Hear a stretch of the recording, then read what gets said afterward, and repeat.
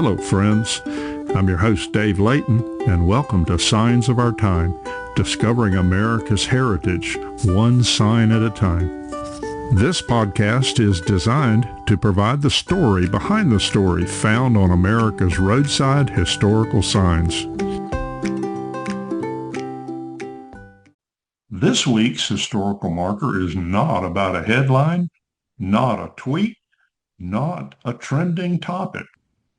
It's a ditch, a 363-mile ditch carved through the wilderness of New York in the early 1800s by manual labor, back-breaking effort, and most of all, a vision.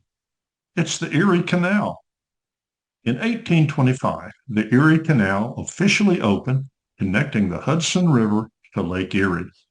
It stretched across forests, swamps, rocks, and farmland. There were no bulldozers, no modern machinery, just picks, shovels, and determination. At the time, many critics called it Clinton's Ditch. This was mocking the bold idea championed by New York Governor DeWitt Clinton. They thought it was foolish, too expensive, too ambitious, impossible. But Clinton saw something others did not. He saw connection. He saw growth. He saw a future where goods could move faster, where farmers could reach markets, and where a young nation could bind itself together. For the canal, transporting goods from the Midwest to the East Coast was slow and incredibly expensive. After it opened, shipping costs dropped by nearly 90%. As a result, New York City exploded in growth. Small frontier towns became major cities. Trade flourished. Migration surged westward. The Erie Canal did not just move goods. It moved opportunity, dreams, and vision. It accelerated expansion. It reshaped the economy. It helped establish the United States as a commercial power. It wasn't just infrastructure. It was vision made reality. So what does the 19th century canal say to us today? It reminds us that big change often begins with a bold vision. It reminds us that progress requires sweat. We live in a time of rapid change and frequent disruption. The Erie Canal reminds us that connection changes everything. What follows is a song about the Erie Canal, sung by Billy Murray in 1912.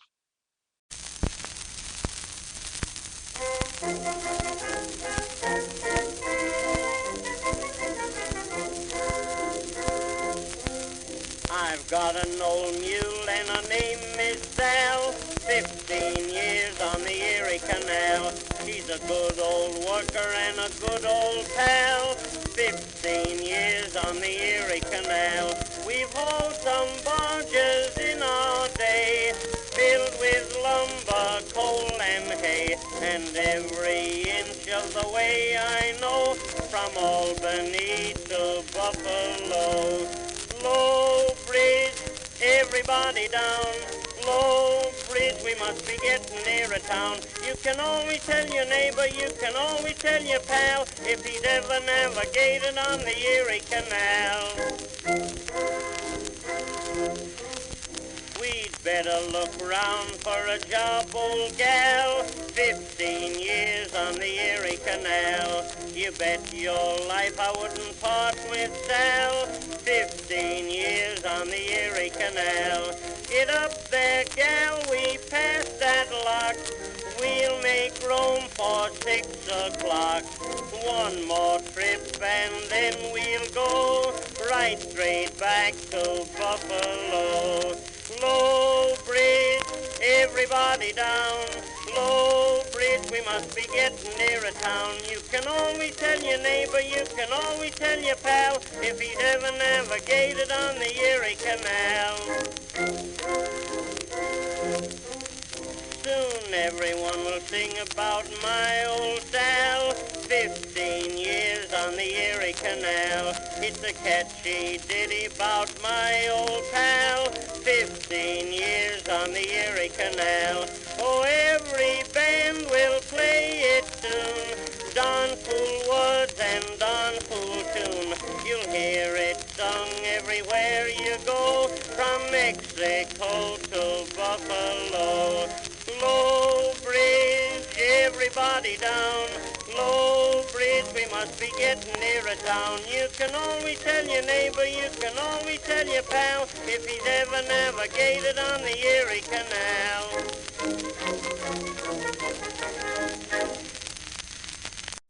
Well, friends, there you have it. A story behind the story from America's historical signs and markers. I hope you enjoyed this episode. I invite you to subscribe and continue listening as we bring more episodes about the rich heritage of our great nation. Please share this podcast with others. If you have interesting stories about historical signs and markers, email me at americanhistoricalmarkers@gmail.com. That's americanhistoricalmarkers@gmail.com. Maybe your story behind the story will be featured. I'm your host, Dave Layton, and thank you for listening, and safe travels.